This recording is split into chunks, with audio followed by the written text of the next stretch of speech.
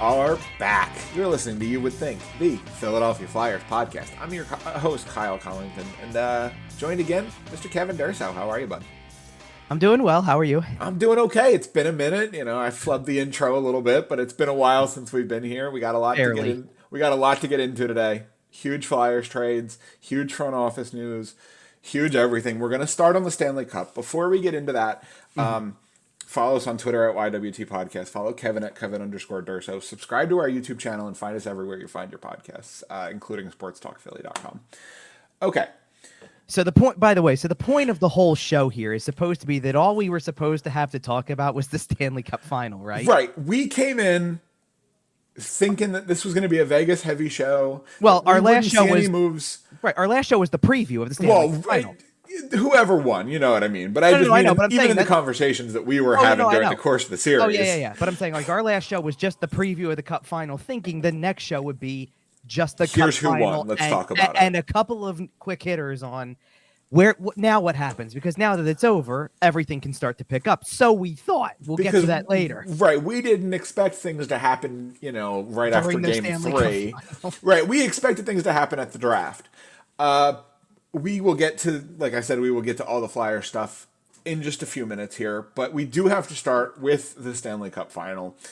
In a series that was not the best series by any stretch of the imagination in terms of competitiveness. Although it was fun, it was physical, it was entertaining hockey. The result here, in case you haven't heard somehow here, the Vegas Golden Knights win the Stanley Cup in 5 games. They're on this side. Over the Florida Panthers, lifting the cup on home ice 6 short years into their existence, breaking the Flyers record for the quickest expansion team to win a cup. Congratulations to Vegas, and it really is incredible what a wagon they've put together and how good that team is and how much we talk about teams embodying a city, and nobody embodies doubling down and going for it more than the Vegas Golden Knights, and it finally pays off. They hit the jackpot. They win the Stanley Cup. I'm going to start counting how many Vegas puns you include in this whole thing. Because no, seriously. There's too many not to. It's too good. And seriously, I was actually as I was preparing notes for all the Flyer stuff we're going to get to, I know that I use a line that it's like, oh, this is going to tie all of it together perfectly. It's probably going to be the title of the show when we get to it. You'll probably be able to pick it out if you're listening. Okay. But no, I mean, and you know what I was going to bring up kind of to add on to what you just said is, because we talked about this the last time when we were previewing the Cup Final, a pretty much completely different team than when they started. I mean, not a lot of original Vegas Golden Knights on the team. It was 6 of them. So you turn over more than half your team. It's pretty impressive what they were able to put together in 6 years' time. Yeah, and out of those 6, by the way, I did want to mention the move by Vegas Golden Knights coach Bruce Cassidy to start 5 original Golden Knights in Game 5, the series clincher at home. Awesome. That's a guy who knows how to do all the little things right. And even though they looked like garbage for the first 5 minutes because all their lines were thrown out of whack because we started 5 guys who don't play together, that's okay. Because that's the kind of thing. It's so important for a franchise in its early days to lay down a good foundation. Sure. And that's the sort of thing that legend is built off of, right? When they tell the story of the 2023 Vegas Golden Knights, it starts obviously with the expansion draft, but it ends with those guys in the center of it. It ends with your core guys. It ends with Marchessault. It ends with Riley. It ends with Carlson, McNabb. Shea Theodore. They just did everything right. They do. Oh, yeah. And look, of course, when you're up 3-1 in the series going to Game 5, you kind of have the luxury of let's mess up the lines for the first 5 minutes.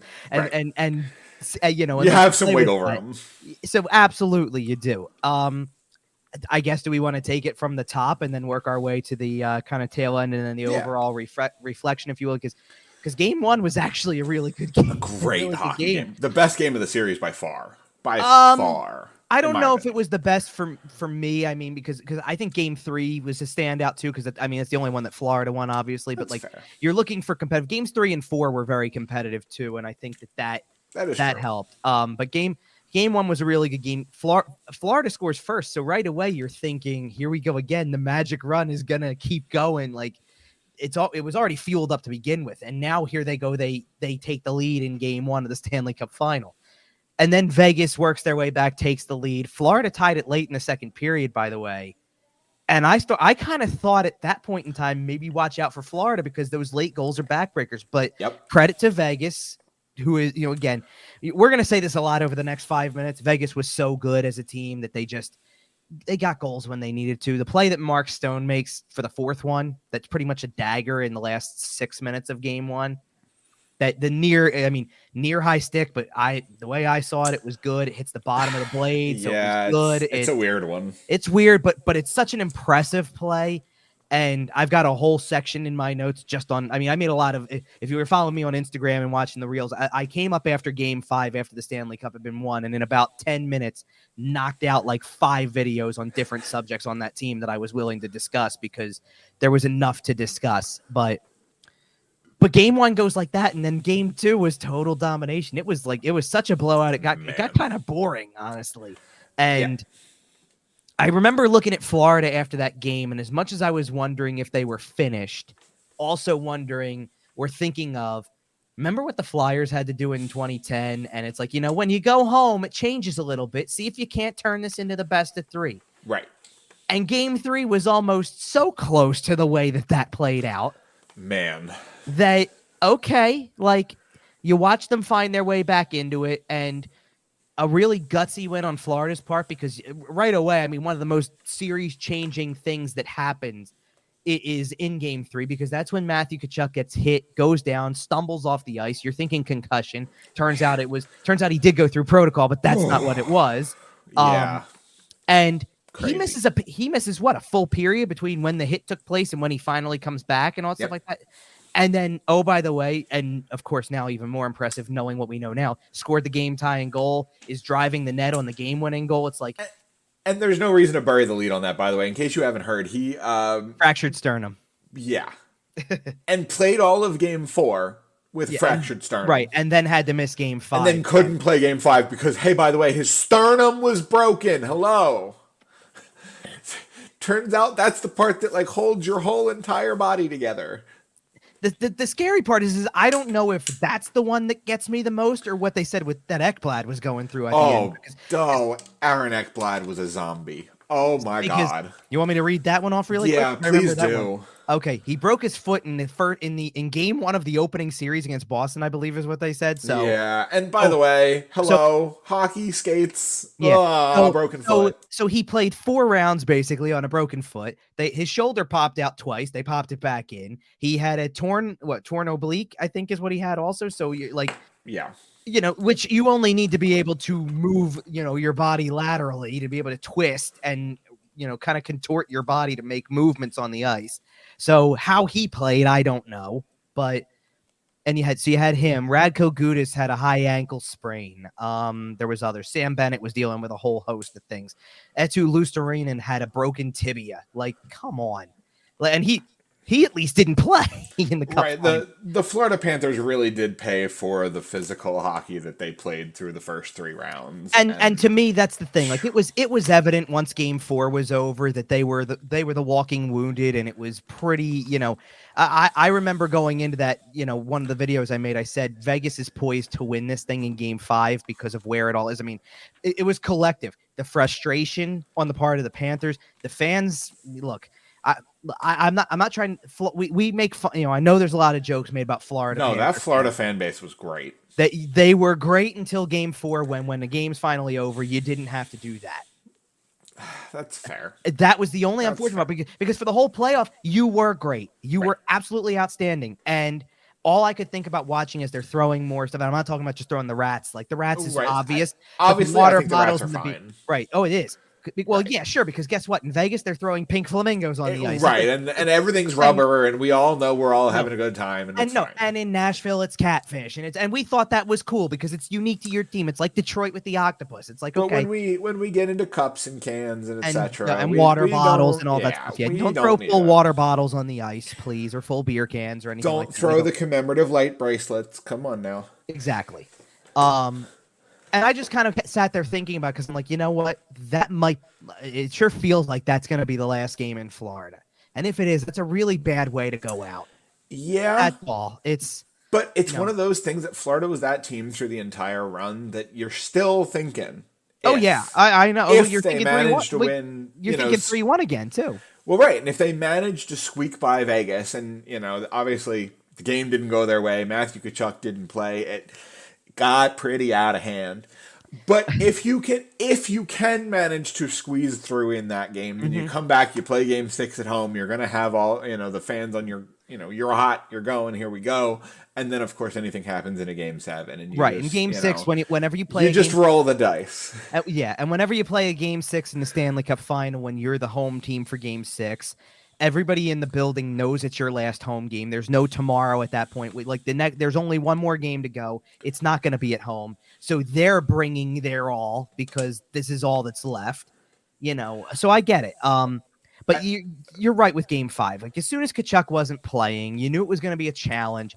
And when the first goal was scored, and it's Mark Stone shorthanded, and I turned around right away and said, my wife was in the room, and I said, it's over. Yep. I said, it's over. I knew right then and there. And Matthew Tkachuk, honestly, made about as good a case a player can make for a skater can make for the Conn Smythe on the losing team. Pretty close. Yeah. I mean, because, my God, the entire run, he was incredibly clutch. Yep. Every goal he scored seemed like it was an overtime winner, or it set up the winner, or it just, everything Matthew Tkachuk did this run was magical. I do remember, I guess maybe it was the morning after or something like that, that the voting results for Conn Smythe came out. Somebody did give him a 3rd place vote. Good.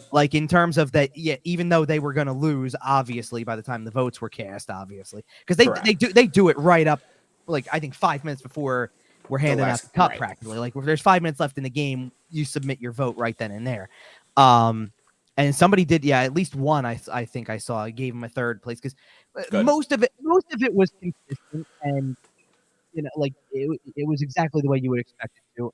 So let's go into this. I had a really rough postseason. I don't know about you. I mean, we both picked against them in this final, but you had better picks throughout the course of this thing. Yeah. I picked Vegas to beat the Jets and then doubted them the rest of the way through because I picked Edmonton, I picked Dallas, and I picked Florida, and I got it wrong every time. But I have to give them full credit here because we've already said it a couple different times. They're just a really talented team.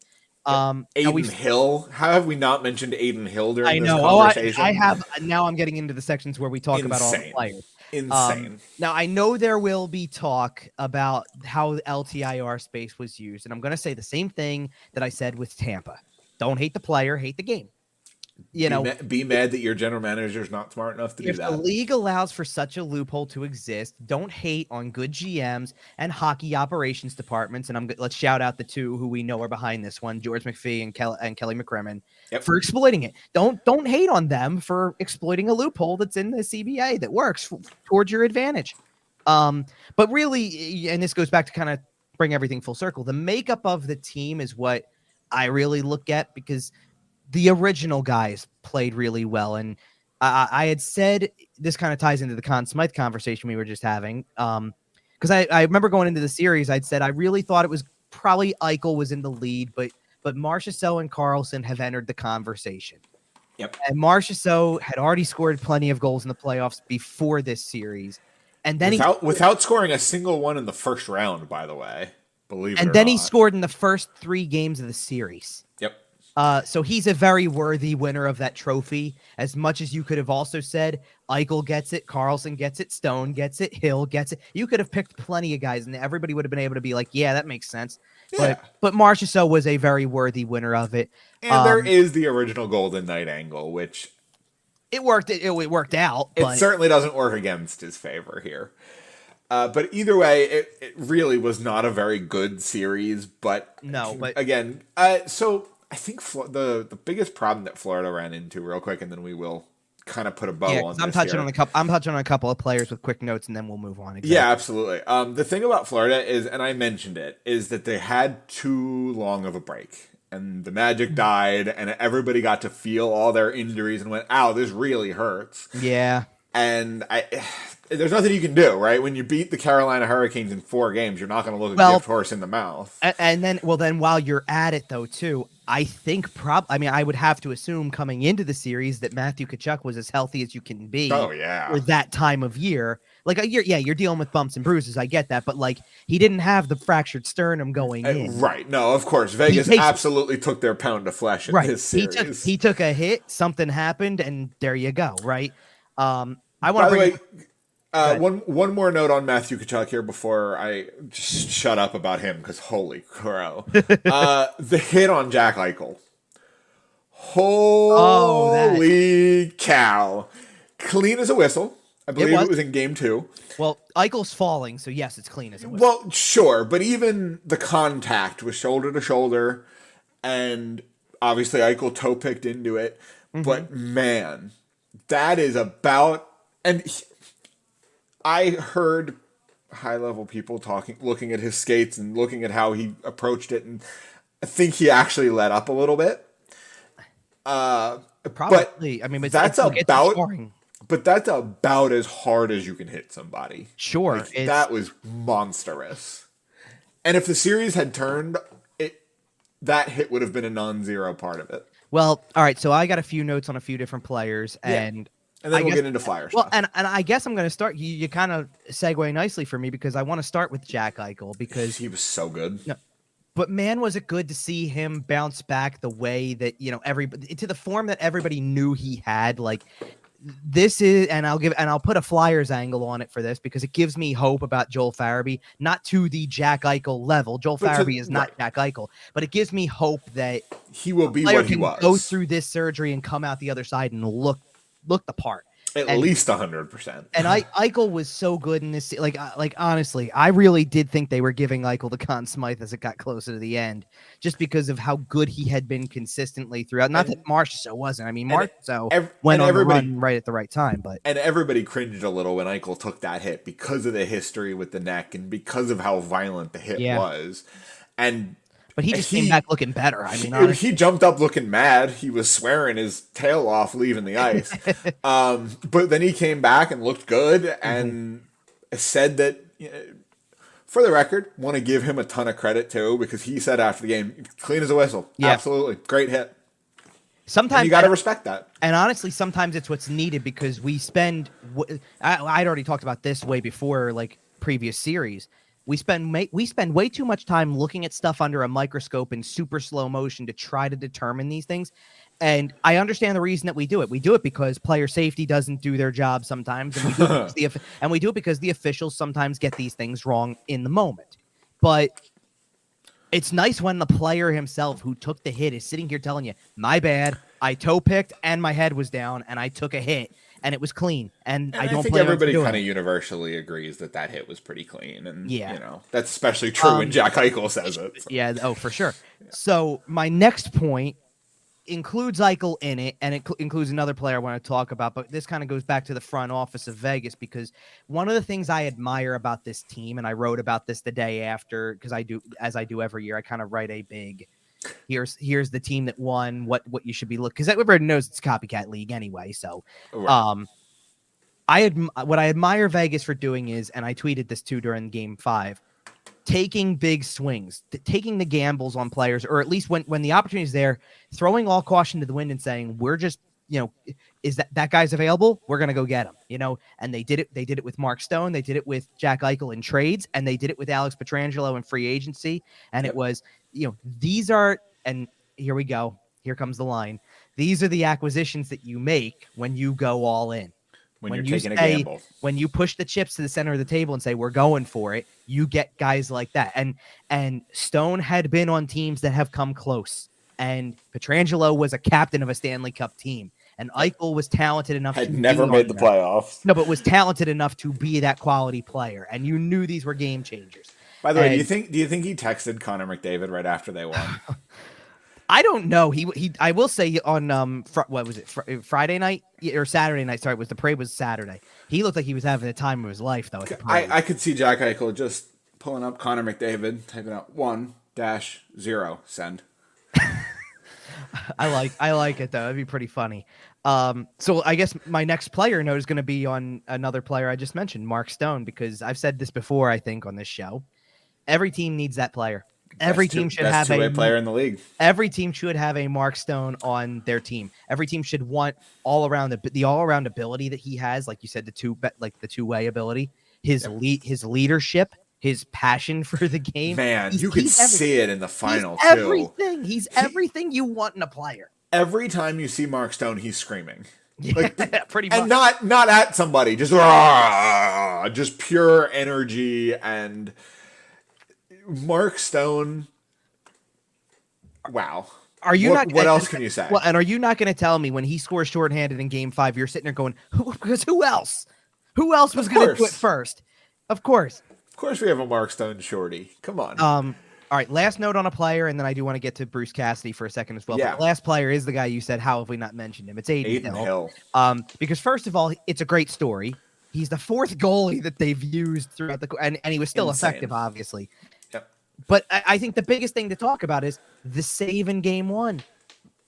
That's the series changer. That's what starts to make you think this time it's going to be different. They were on the opposite end of that save 6 years ago. When they made the Cup Final in their first year, and now it's like, is this what we're going to talk about forever? And I can't tell you how many times I've seen that picture. It's going to be everywhere.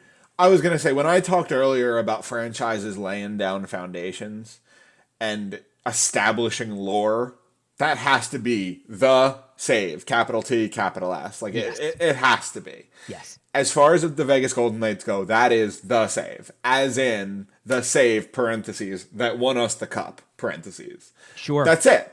End of story. That's the save. Aiden Hill is the guy. Because all of this happened so quickly, there's a lot of things where you'll be able to title in their franchise's history, like whatever, because they never had a cap. Well, they never had a cap. Go ahead. You ready for a bold take here? Okay, go ahead. I'm going to sit up for this one. Okay. I'm going to sit up too.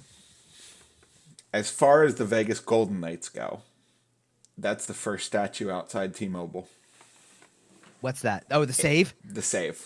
Maybe you're right. I mean, Aiden Hill lunging back across the net. That's just the heel of the stick catching the puck. But which makes it even more, which kind of made it more impressive than even the Holtby one. It was incredible. But you're right. So that's the save. They'd never had a captain in France. That's true. So Mark Stone is going to be forever the captain, the first guy. He's their Bobby Clark. Right. He is the captain. Yep. I kind of think I know Bobby Clark wasn't the Flyers' first captain. No, I know, but he is the captain now, obviously. I think that among the group of 6, Marchessault winning Conn Smythe probably makes him the original Golden Knight. I agree. Like, he's the quintessential original Golden Knight. And if you go back to that first run, he was kind of the guy during that run too. He was the guy. He was the media guy, right? He was the guy pulling up to games in the Golden Knights colored Lamborghinis that he was borrowing from a billionaire in Vegas. That's right. That was Jonathan Marchessault, baby. Well, did you see Jonathan Marchessault was the one who bitched to the media about the San Jose call the following year. He is the original Golden Knight. Well, by the way, did you see the clip that floated around afterwards where he's walking around, he's holding the Conn Smythe, and he looks around and he goes, "Where can I put this thing?" Like, guys, seriously, where can I put it? I want to put it down. I want to put it down. Where can I put this thing? Which is great. Nobody was happier for him than William Karlsson at that parade, by the way. William Karlsson are like the duo of this whole thing because Karlsson's, I can't tell you the number of times I've seen Karlsson's speech from the parade. He wins the Chase Utley Award. That was hysterical. Drunkest at the parade. Well, but the speech was hysterical. It just and again, you could see between the two of them, like all of it, the fact that they'd been here for 6 years and coming so close the first year and then following it up with the journey. Because you're right, the journey is all the stuff with the San Jose series, the losing in conference finals on, missing the playoffs. Well, missing the playoffs, but losing in the conference finals in weird circumstances to Dallas in the bubble and then to Montreal in the weird divisional structure that it was. That's their rock bottom. missing the playoffs one time. Right. Twice in their 8-year existence or whatever it is. Once in their 6. Once in their 6? Oh, yeah. Once. Yeah, one time they missed the playoffs, and then they pretty much almost, I mean, not completely, I was not close completely, but they pretty much went, all right, fine, drop the grenade in, let's blow it up, change the coach, blow it up, and we'll win next year. Which, speaking of the coach, I feel really good for Bruce Cassidy, by the way. Fantastic. I hope the first thing he does on his day with the cup is tweets out a picture of him sitting in the chair the Bruins fired him in. He got fired in his own home. Like, come on now. Right, and he wasn't the problem in Boston, but it was getting to the point where it was the end of the road there. Something and I understand that, like, sometimes that happens. It's not real. Like, to be honest, we could be telling the same story if Florida had won and saying the same thing about Paul Maurice, because what's the only difference is Paul Maurice stepped away from Winnipeg instead of getting unceremoniously fired like Bruce Cassidy did. But it's the same story, right? It's a guy who's sitting here saying it's just like, it's not going to happen here. I don't know how else to explain it. It's not going to happen. And I can't do any more with this. So it's time. The more time passes, the more it looks like the players are the problem in Winnipeg as opposed I know, coaching. but I actually found it impressive, a coach sitting here saying it's not going to go any further with me, so you might as well try something else because it's not going to happen with me. And I think he knew it was time. We all know now. Oh, sure. But in terms of Cassidy, he got to a cup final in 2019. And it was a Game 7 too, so and that series was awesome. And oh, by the way, the following year he won the Jack Adams. Like, I think he was always poised to do this in some capacity.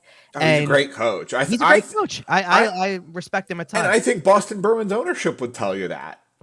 But again, it's about a new voice in the room, and they took that voice to the President's Trophy. So, like, can you really give him that hard of a time? Now, obviously, there is the whole issue of the first round, but again, that's a whole different issue.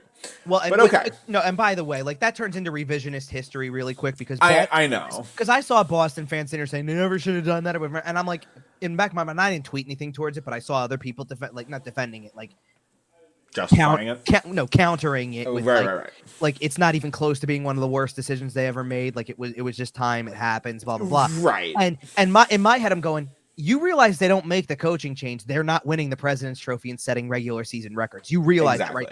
Because who knows what Bergeron decides after last year? Krejci's not coming back. Like, it was well known they weren't going to do this anymore. Yep. They kind of had their. You wanted to run it back. If you wanted to run it back with a group that you knew was willing to run it back, it wasn't going to be under Bruce Cassidy. So, all right, I know the trade-off isn't what you want. Who cares? We said that at the very beginning, right? Who cares about the regular season records when it ends in 7 games in the first round?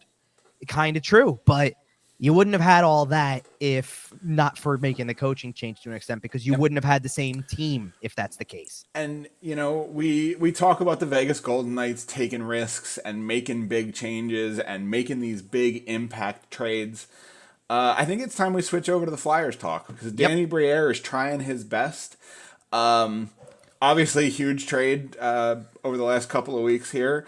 The biggest piece moving out, Kevin, how will the Flyers recover from losing Hayden Hodgson?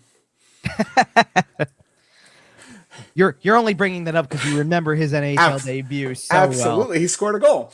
Regardless, you were there to see it. Right. So, in case you don't know what I'm talking about at this point, obviously I'm referring to the Ivan Provorov trade.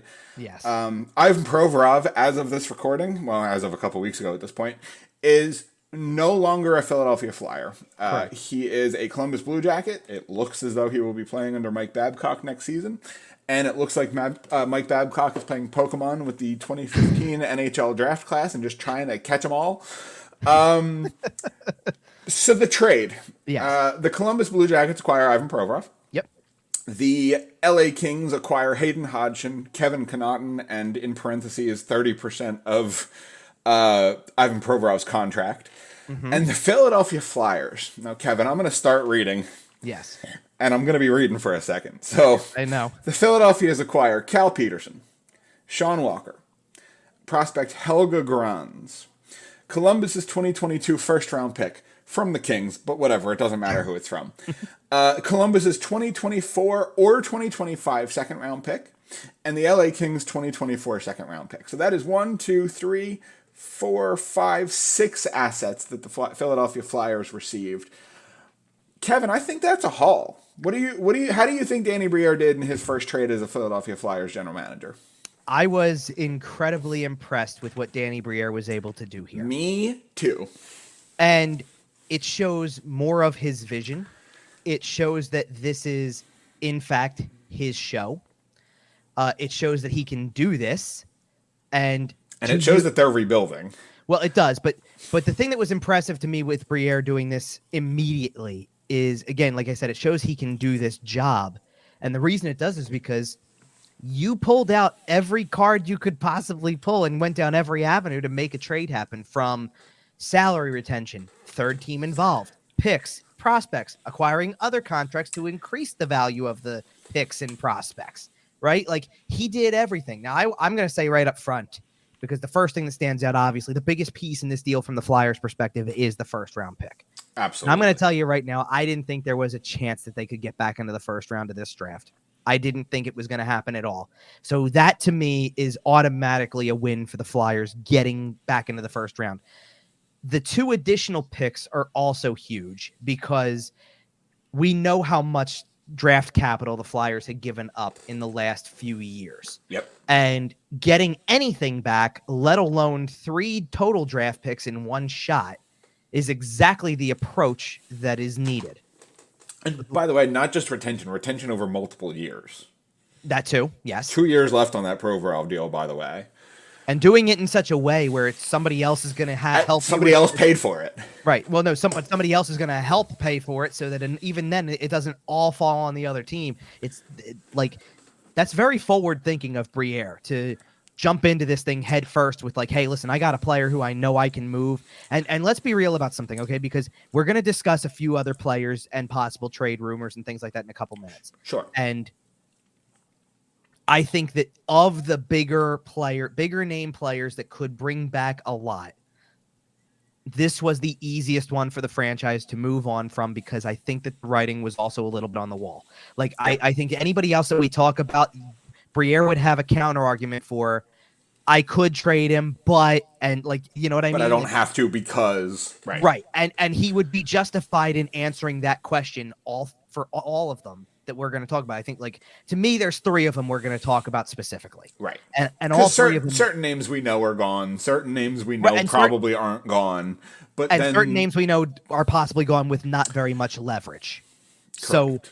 So you kind of already know where they're headed. These are 3 names we're going to get to, though, that they don't have to.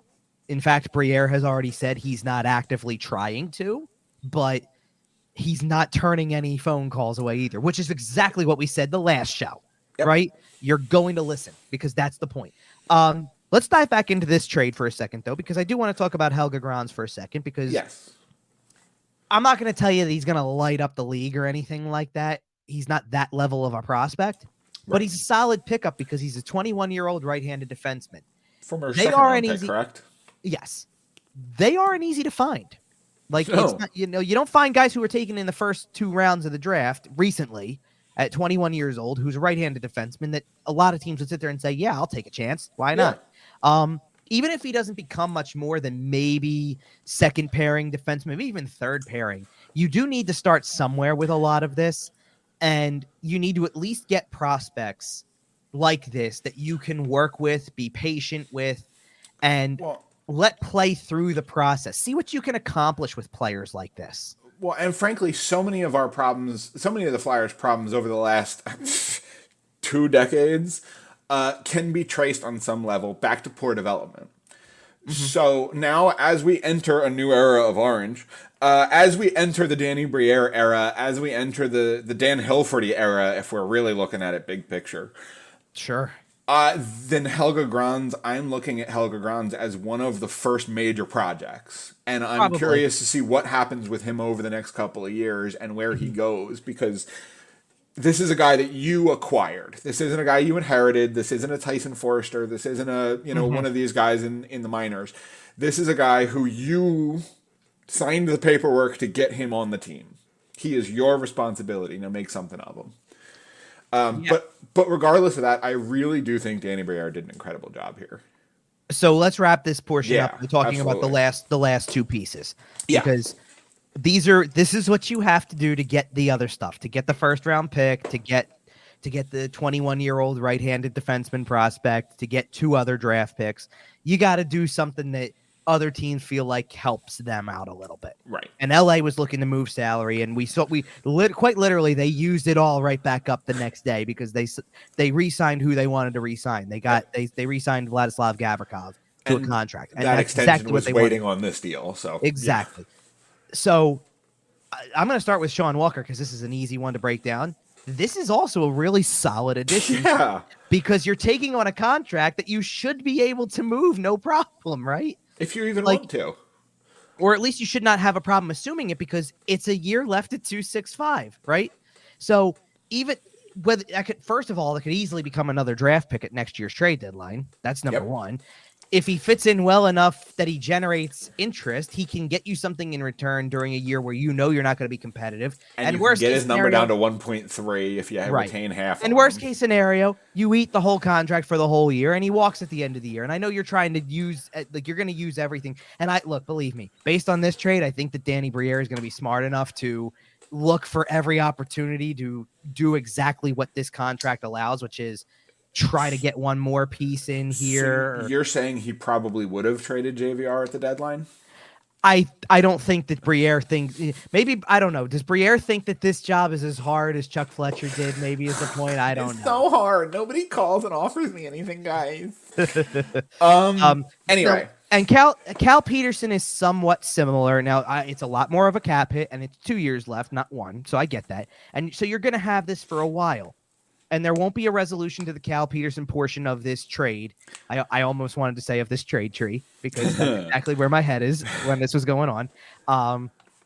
But there won't be for some time. But again, here's the thing: you're not going to be this year. You're going to suck next year too. Bingo! You're not going to be competitive in the 2 years that you have this contract anyway. So if frankly, Cal Petersen is fine. Well, and the main thing for me is okay. Like I think Sean Walker's not near as big of a piece in the deal for hey, we're not giving up a first rounder in a deal unless that, right? Right. I think that Cal Petersen is possibly the ticket to the first rounder. I think he's the reason you get the first rounder. Absolutely. So if Cal Petersen is the ticket to getting back into the first round, sure, you eat the contract and make it work for a short period of time. That's how this works. Well, and it makes your other goalie much more available. Yeah, and that's where you're going to head, right? Well, I mean, we have to, right? Cal Petersen comes in. There's not really a spot for him. There's options, though. Sure. There's realistically 3. But the obvious answer, yes, is that you trade the guy who has the job that Cal Petersen's probably going to have this season. It's split the job, whatever. I think the easy answer. Even then, I still disagree with you, but okay. Fine, whatever the roster looks like, that's fine. But I think the easy answer is that you trade Carter Hart. Right. Okay. And obviously, there's a lot that goes into that. Well, we're going to get into all of it. So let's just start with Carter Hart as the first more trade rumor thing, because ironically enough, that was one of our key discussions last show was, all right, so do you consider this, all that type of stuff and things like that? And even then, we kind of we already discussed the approach to possibly trading him, the pros and cons of it, the potential hurdles that go around it, because we did touch on that as well. And I'll bring that up again as we kind of go through this. But now there's more noise. I mean, let's put it this way. The same day that Provorov gets traded, we know that comes out, Provorov's getting traded. He's going to Columbus. LA is involved in this deal. Here's all the pieces. We find out all this stuff. And then, oh, by the way, while all that's going on, here come reports also. They're working on a Carter Hart trade. Yep. Okay. That's bombshell. Right. Well, as if Provorov wasn't enough, because let's be real. And I even think I said this on air.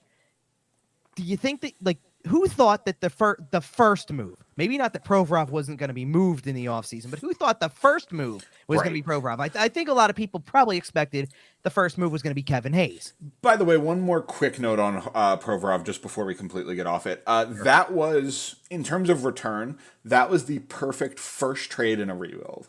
You got a first-round pick. You got some quality assets. You didn't get any super studs, but that's okay because we're restocking the cupboard, right? We talked about that on the last show. You got 2 second-round picks out of it. Yes. And I will add something else to your perfect first trade thing, because here's another reason why it was a perfect first trade. One of the things that I talked about on the show somewhere in the recent episodes was about a lot of comments or thoughts about what, the level of experience that Briere had. What do you mean inexperienced? He's a smart hockey guy. Or, well, how do we know he's good at the job? He hasn't done anything. And I said that's the answer right now is right. I don't know the answer to whether or not he's good at this job or can do it because we have no track record. Now we do. And you couldn't draw up a better first trade for Danny Briere to really earn the trust of everybody who is around this thing within and fans of and everything that goes with the organization. If you are within it, if you are part of the whole process, if you are a fan, you should feel very comfortable with the type of trade that Danny Briere made for his first trade and feel like now let's see where the rest of this goes. Like, and this is a good place to tie back the Carter Hart thing for a second, right. because I will say one thing that I will say, and I don't even know if I have this written down in my notes on like all the stuff that we kind of know about rumors and all that stuff like that. But doesn't it make, now that you know what he was able to do for Provorov, doesn't it start to make you at least a little bit curious about, well, what happens if he says like what's the best that he thinks he can do for Carter Hart, or what's the best, like, and I'm not like, again, he's not actively trying to put together deals, but if somebody wants to get that desperate, you're sitting there going, what's the point where he sits there in his mind and says, I'm willing to push the button. So the only thing that I think it's kind of a two-pronged issue, I think, holding up a Carter Hart deal. Okay. There are a reasonable number of goalies available. Mm-hmm. Connor Hellebuck may be available.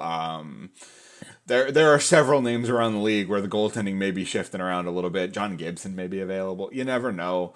There's an easy counter to that point, by the way, but I'll let you finish. Is it he's younger than all those guys? That's one. By a friggin' long shot under better team control. Right. Right. The other issue, and this is something that we're probably not going to get a resolution. Well, we might get a resolution on it in a couple of weeks here, is Hockey Canada. Right. And that is the obvious answer. And obviously, we're not going to dive super far into it right now because there's really not a whole lot of new information yet. But right. Obviously, that is something that could hold up any sort of deal for him until teams know what's in those reports. You're not wrong. Here's where I'm trying to go with this. So, because for the in the immediate after the Provorov trade, for probably about 24 hours, we thought it was like imminent. We thought Carter Hart was packing his bags. There was a lot of talk like it was imminent, and as if the whole investigation didn't exist. Like, right. I heard Edmonton. I heard Toronto. I heard well, and I don't doubt that some of that's still potentially true. Oh, sure. But now we're 2 weeks ahead of the Provorov trade and the first mention of this, and I still feel firmly about this because I'd said on air, one of the things I said on air was before all of that came out, like before all of the buzz after the Provorov trade came out, I would have told you that, there's always a chance. Nobody's safe. I'll give it a 20% chance that he gets moved, but probably, they value him a lot. They see him as a starter. They see him as a franchise goalie. I don't see them actively doing anything. And it goes back to the discussion we had, right? Not actively shopping him. Sure. And I came away from that day thinking it feels a little bit more 50-50 now, doesn't it? Like, right. I don't want to give a majority percentage that, like, oh yeah, he's definitely on the move, but I don't want to definitely write it off anymore either. Like, there's a lot of reasons to not. It felt like Danny Briere was doing more than just passively making it known that he might be available. Or that he was just like, yeah, I'll listen, Right. Now, I still believe this, even after all of this, the last 2 weeks plus of everything since the Provorov trade and the possibility that they were working on a deal involving Carter Hart, I still don't think they want to trade him. I agree. I still think that they want to keep him. I think there are obvious hurdles that we've discussed. We just already mentioned them. The Hockey Canada investigation is one. You can't sign him to a long-term contract until you know what's up with that. For sure. And of course, the other part, and this is the part that probably is very relevant to the Flyers in this portion, is the part where he's a 24-year-old goalie that's proven he can start. And is probably going to be a very good goaltender if he gets the opportunity to play at the NHL level. So they're not going to give him away for nothing. They're going to, but we've talked about this a little bit. Now is especially the time. We're a little more than a week away from the NHL draft. This is where things are going to heat up on a lot of fronts.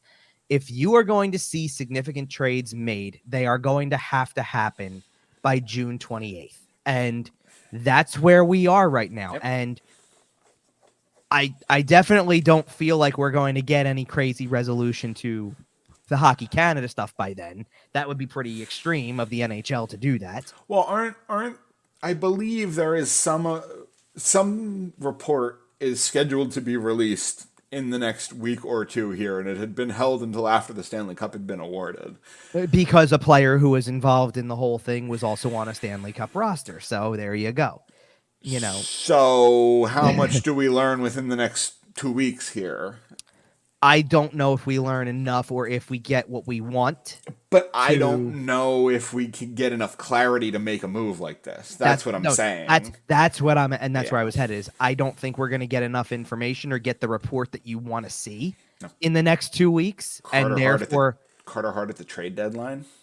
I think that there's going to look, you're going to hear his name he's going to turn into one of those players. You're going to hear his name for a long time. Yep. Until there's a deal inked. And one of the things that I kind of said about Carter Hart, just in general, and I'm removing the Hockey Canada thing for a second. Sure, we have to. No, we have to. But and you know what I mean by saying that. I'm not trying to erase it from the situation. Because if the Hockey Canada thing comes out negatively, his career's over. Well, that's true. Well, so we have to go on the assumption that if his hockey career is going to continue, that the Hockey Canada reports come out in a light that is in favor to Carter Hart. We have he wasn't part of it, and exactly, and his name is clean as his agent said in that. Because the other side of it is awful. Yeah, you've ruined your career pretty much. I know. Yes. But so my point though is that the amount of rumors that he's involved in, but we had this discussion when we were talking about it. He's not the same as Ivan Provorov going into this because Provorov is 2 years older. You start to factor in things like, okay, let's just hypothetically say this is year one of the rebuild coming up, and it's going to take 4 years. Like 2 or 3 seasons is generous. Like you would love to be through a big chunk of it by then and contending for playoff spots in 3 years. But let's say 4 to 5 is really the predictable or average length of something like that you expected, right? So let's say, but let's go on the shorter end and just say 4 years, just for the hell of it, right? Yeah. In 4 years' time, Ivan Provorov's going to be 30, and he's been playing since he was 19 years old. Yep. So he'll have 11 seasons under his belt, which is a lot of mileage and some horrendous injuries. And Carter Hart will have been by that point. Okay, he'll be 27. He'll be 28, 29. Didn't start in the league until 20. Little bit less mileage.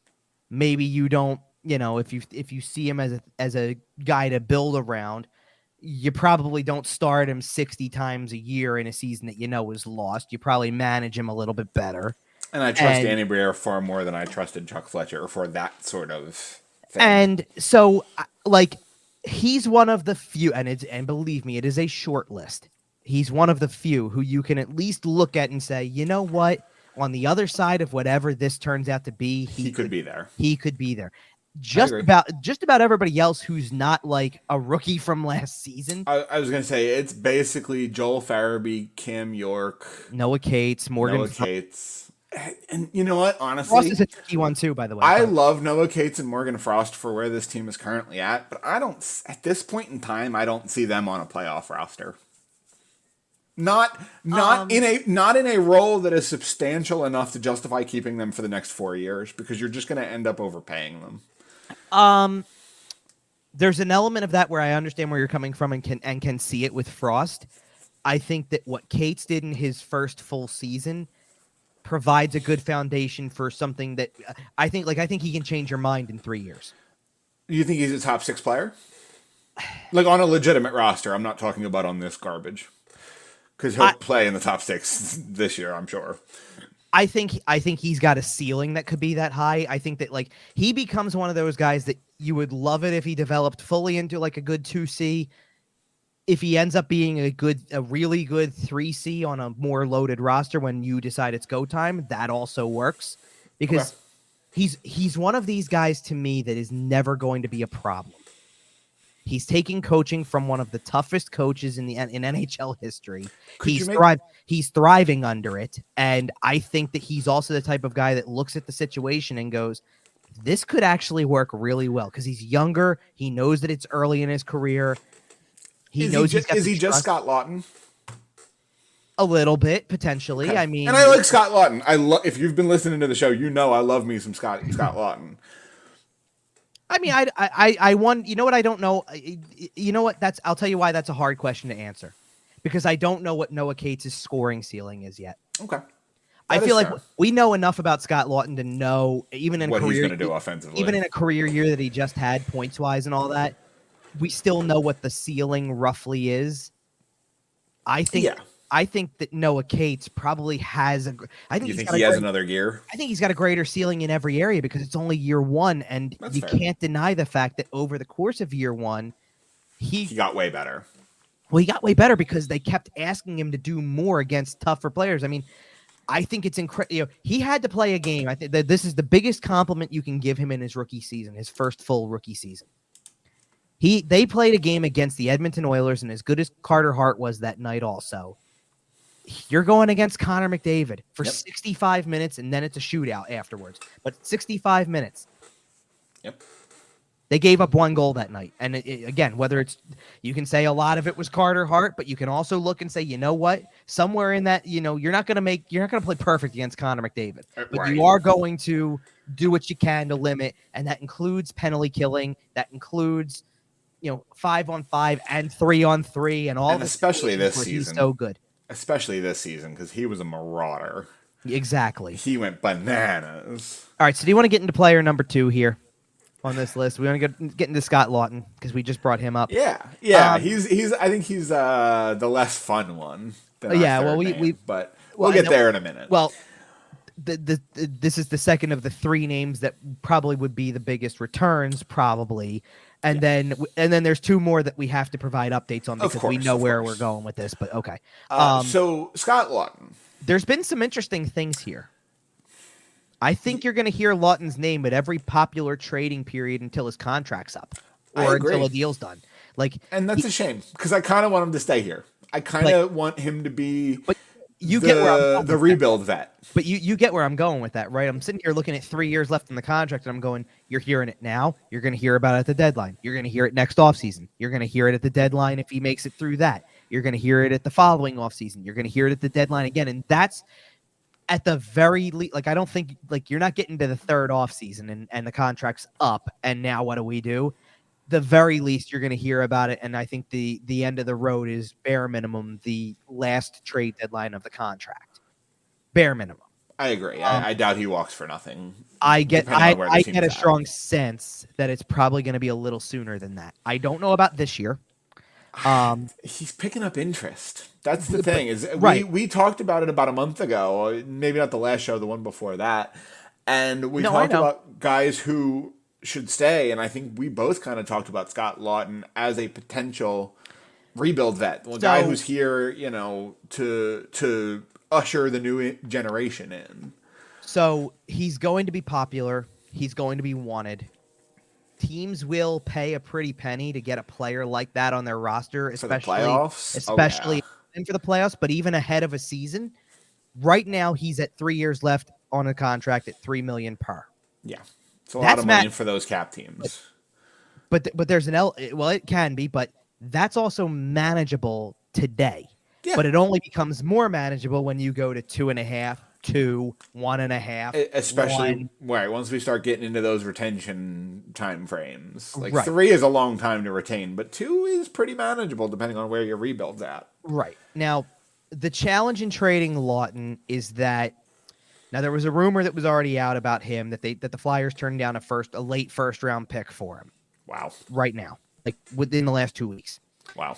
Now there's always the possibility that this rumor is nothing more than stancing to try to make it seem like the Flyers aren't serious about trading him, or try to get a better price out of somebody, or that if a late first isn't good enough, then nothing is.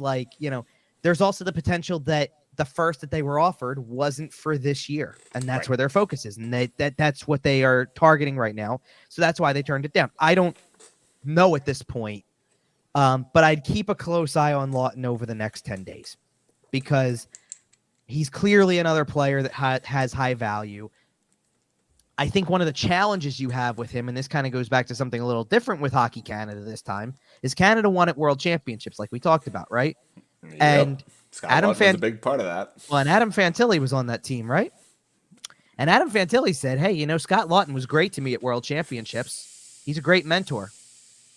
And all I can think about in thinking of that is, isn't that the guy you would want around when Cutter Gauthier makes his debut? Isn't that the guy you still want around for Tyson Forrester? Isn't that the guy you want around for whoever, even just I want Scott Laughton to be my old head. And that's the challenge because, and again, as much of a leader as anybody on the team, Tortorella loves him. Like you know that there are things that make this is like, I know that they sit there and they tell you after Provorov gets traded, it was a tough decision and all that stuff like that. But there was also some things that said the writing was on the wall.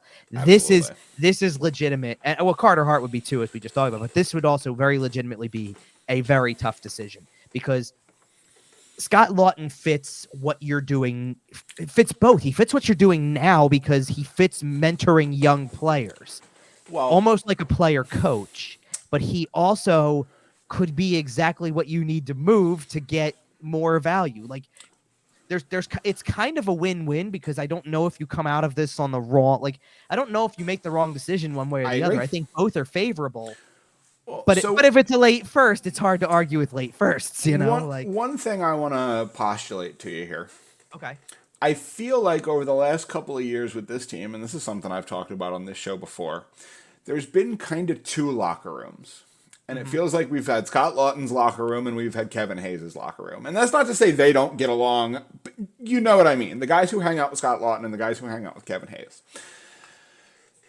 I wonder what kind of message it sends if you trade Laughton first. You know what I mean? Like, I wonder if there's any, and maybe I'm wrong, but with a team that's going to be as young as this team looks like it's going to be, I wonder if that sends the wrong message to the room. And that's a tough call because, like we said, I don't know what kind of Hayes is one of the ones where you don't have a lot of leverage. Obviously, it's kind of well known what that situation looks like. He wants out in a hurry. Yeah. I don't know if there's a right or wrong answer because you could also argue the same. I mean, it's different because the situations are also different, but it's a little bit like doing Provorov first too, because it's not. Yeah, but I think if they're sending a message there, I think that was the correct message or the message that they were trying to send. Probably, and I think that the point, but you get my point. Like the easiest thing to expect would have been, Kevin Hayes is going first because we all feel like the writing's on the wall, and instead Provorov went first. That's fair. If nothing else, what I think that does is sends a greater message. Well, sure. I think that sends the message that we don't need to move Kevin Hayes right away. We can do other things first. Right. And also, well, I think the other point of that also is maybe don't move Kevin Hayes first because there's no leverage. Trade a player with leverage. Get a lot of what you want so that this way, because inevitably when Kevin Hayes, when probably leaning towards I think Kevin Hayes is traded by about July 10th or so. When the teams who miss on a center need a center, I think you'll get some calls. You want me to tell you when I think he's getting traded? Okay. June 29th. Okay. Because that's day 2, and I think that you're going to find a team that sits there and goes, you know what? Do you get a first next year for him? I don't know about that. I think there's not enough leverage. But I agree. I think somewhere around round 3, 4, it's not. Look, if nothing else, maybe in hindsight, be thankful Provorov went first because Provorov, being a player that had value from a playing standpoint or from a leverage standpoint because of what he's done, and they didn't have to trade him and all that type of stuff. Right, got you a huge package in return, and Hayes is not going to get you that. I mean, no. If it does, I'll be the first one to tell you how surprised I am and how impressed I am that it goes that way. Well, but how long does Hayes have left? Is it 2 years? Three. Oh, never mind. Okay. And that's the problem. Now, granted, the other thing that plays into the Flyers' favor, though, is there are people out there that are going to tell you the free agent class is not very good. Right. And if that's the case, then okay, take your pick. You want to overpay for 7 years for a guy, or do you want 3 years at this price, knowing what it's locked in with some cost certainty? Yep, and you know what you're going to get out of Kevin Hayes. We talked about and, knowing and, what you're going to get and, out of Scott Lawton. Price will be locked in, and the Flyers are going to retain. You know they're going to retain. Yeah. Now whether that number will probably be done around $5 million. I'd say. Well, right, and that's the point. Whether it's $2 million, whether it's half, whether it whatever it may be, they're going to retain. If you're retaining half for 3 years, you're getting a first round pick or equivalent value. You have to be at that point. That's so much. I don't think Hayes. I don't see any world in which Hayes gets a first round pick. What I do see is that Hayes, if you eat enough salary, could net you a prospect that maybe is somebody that you say something. that you say is interesting, that you feel like you can make use of. Like it's not going to be. Sure, we could pick up some names, but you know what I mean. Yeah. I think the ceiling on draft pick is second. I mean, ceiling. And honestly, like at this, but like at this point, I think you take a third round pick for him and say, fine. I agree. If that's how it's going to go, because. And if you can find someone who doesn't want you to retain, I'll take a third next year. Well, exactly. Not only that, I don't think it's ever going to be like that, but I do think that if you can find somebody who's willing to give you even a third round pick, third, fourth for $2 million retained on that contract for 3 years, I think you do it. Yep. Because you know what the situation is going to be if you don't do it. Right. The situation, it's going to be terrible. It's not going to foster growth and development. It's going to foster more problems. You're gonna have to send him home. I know. You're gonna have to send him to Lehigh Valley. It's gonna be very waivers yeah. Okay, so we got to the Kevin Hayes part of this a little earlier than I thought. Do we want to say the third name that we think could bring value? So spoiler alert, by the way, that was one of the names that has to go. The last name that could go, almost definitely going to go. It's right. The last name that could go, possibly should go? ? Travis Konechny. Right. It's tough because it's a player I think we all like. We all like his offense. We all like his attitude, shall we say. His edge. Yeah. Sure. His grit. Edgy nature. Right. His grit. Man, it's so tough because at this point, with where we're at, and Sean Couturier still being as big a question mark as he is. Yes. Travis Konechny is your best offensive player. Sure. And it's a big piece. And frankly, I think it's a big piece that you need to move because I don't think. Now, this is going to come back and haunt me when he scores a Stanley Cup winner in 2029 or whatever. I feel like Travis Konechny doesn't like. I think he is what he is, and what he is isn't good enough. Okay, interesting. I think he's the best player on a bad team, and I think he's going to score all the points this year. I think he's going to look a lot like Dylan Larkin looked through most of the Detroit Red Wings rebuild. Assuming he's here, you're saying, obviously. Right. I'm talking through the first 50 games if he's still on the roster. 2 years left on the deal, or is this the last year? Two. Okay, it's 2 years left. He signed the same offseason as Provorov. So if he's not gone by the deadline, I think he's gone by next year's draft. Okay, that's fair. I think there's more value in getting him off your books this year, though. I don't know if they will, but I feel like you're gonna squeeze more value out of teams with an extra year at that cost control. Yeah. Given where it looks like the cap's going to be over the next couple, and it's looking like it's going to loosen up around it a little bit, especially that second year. Mm-hmm. It's a pretty sweet contract if you're a team on the edge. If you're a Nashville, I one of those teams who finished between 7th and 11th in the conference, like. Travis Konechny's a guy who's going to play on your second line, score you 25 or 30 goals if you put him with a good line mate. That should be worth a lot. I hear you. I didn't think Kevin Hayes was going to be a good precursor to this, but it turned out to be a good precursor to this, and I'll tell you why. Okay. This one's simple. If you saw what Ivan Provorov can get you, Travis Konechny could do very similar if we're looking at performance value and contract. again, and this probably is where better, honestly. Well, and this is where the Hayes thing comes in for me, because we just said it with Hayes. If the free agent market isn't considered to be very good, and you have a player like Konechny who's available for the right price, you may try to get his remaining 2 years at $5.5 million onto your roster, and it isn't the overpaying and committing 7 years to a B-level free agent in the offseason. Honestly, that can only play into the Flyers' favor if teams think the free agent class isn't very good, and the Flyers have some short-term commitment players available. Honestly, with the cap staying relatively flat, like it looks like it's going to, and a bit of a weak free agency class, Danny, it might be a really good year to ship everybody. And here's the thing. This is good. Same thing with Carter Hart. I'm not sure how willing the Flyers are to do it. Open for business. I know. There was certainly way more of a willingness to trade Provorov because it felt like tensions were high. The relationship was going downhill. We already hit on all that, yeah, right? It's Pride Month. We get it. But the Flyers get what they like. The Flyers get what they want. Columbus got what they wanted. LA got what they wanted. You know what I mean? Like, it doesn't feel that way with Konechny, like that there's a need to potentially make something happen.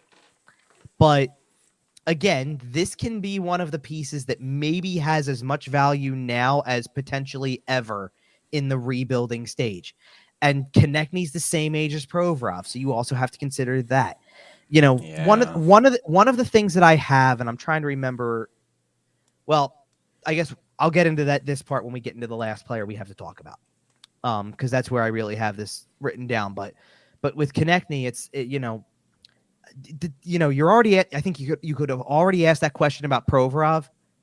I think you can ask it about Konechny. I think you can ask it about Hart to an extent. Is the value ever going to be higher during the rebuild in terms of from this year to next year? How much do you sacrifice if it doesn't go well? Again, Hart's the only one I put the asterisk on for that, but otherwise, I completely agree with you.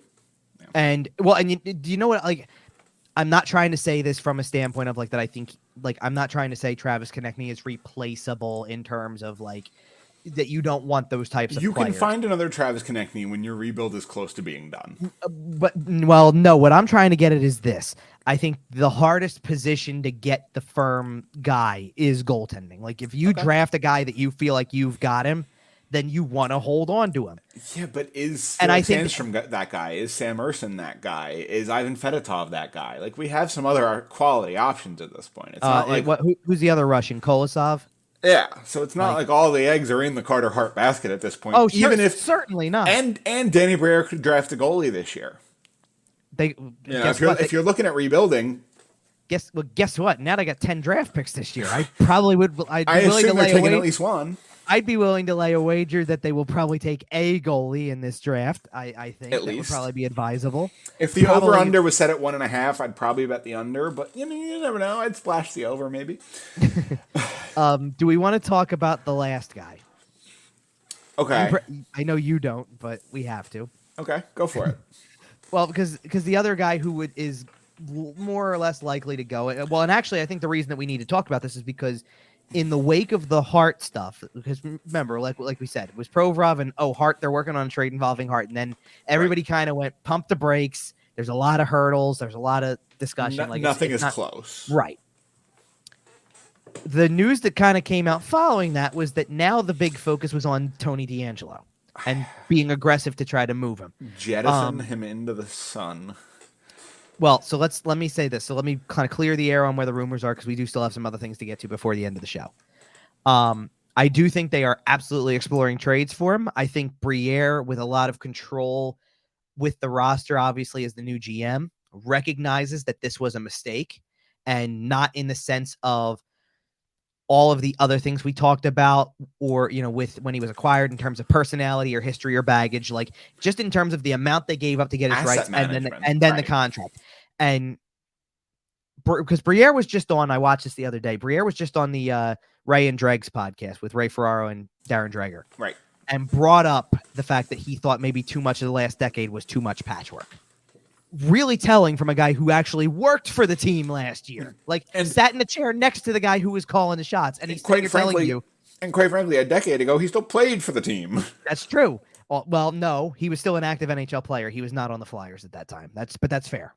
Okay, sure. Close enough. He still had friends on the team. Fair enough. But you're right. In the amount, like, forget all the other stuff for a second. In the amount that they gave up to get the guy's rights, and then the contract, and now the ultimate fit within the system with John Tortorella, it's just not working. Similar to Kevin Hayes, this may be a case where you retain some salary, you take what you can get for him. It's going to be a lot easier to trade D'Angelo contract-wise versus Hayes because it's only 1 year left. On 1 year left on the contract, teams can much more easily navigate that. Yep. But it's going to be harder because here's the reason. Because he's a giant prick. I think that teams can see Hayes can be a good player and how his play dropped off late in the season. This can hurt Hayes' case too. But if you want to look at the numbers, I'm not going to tell you Hayes is bad. He played 4 seasons. Kevin Hayes has 4 seasons in Philly. His first season, 69 games played, 23 goals, 41 points. Pretty solid from your 2C, considering that you had 13 games remaining in a regular season that got cut short. When we still had hope. And he was probably on pace during that season, safely, at 23 goals, 41 points, for 50 points, 25 goals. Let's just just go to the nearest round number. Second season, 55 games played, 12 goals, 31 points. Obviously a dip. But that was a complete anomaly of a season because you only played the same 7 teams over and over again. Scheduling was all over the place. It was only 56 games, right? Right. It was a mess. Third season, 48 games played, 10 goals, 31 points. So first of all, same points total as the season before, fewer games. And once he returned from injury again in March, once they finally got him right, he played 28 games and had 7 goals and 15 assists for 23 points. Yep. So in his first 20 games, he had 3 goals and 8 points. In his last 28, 7 goals, 23 points. Yeah, when he's been healthy, he's been a good player. Promise, right? And then last season, his fourth, same thing, but in reverse. So 81 games, 18 goals, 54 points. It's pretty good for an overall body of work. Yeah. But look what happened after February, essentially after the All-Star game. He had 45 points in 50 games through January. From February until the end of the season in April, he played in 31 games and had 9 points. And looked like garbage. So it was clear what happened and how disinterested he became because, as we've heard, the relationship was bad between Hayes and Tortorella. He how that played out. Hard enough to make the All-Star game and then absolutely mailed it in. Then you go to D'Angelo, and D'Angelo didn't have a bad year points-wise. 42 was the third highest of his career. 11 goals was second highest. But he's just not a fit.